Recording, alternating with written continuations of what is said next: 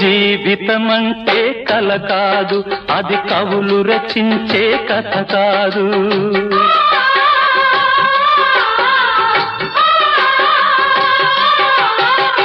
జీవితమంటే కల కాదు, అది కవులు రచించే కథ కాదు. కనుమరుగైనది సిరి కాదు, అది మనదని తలచుట సరికాదు. కుడి ఎడమైతే పొరపాటు లేదను నానుడి సత్యం కాదు, ఇది అందరికి అర్థం కాదు. ఓ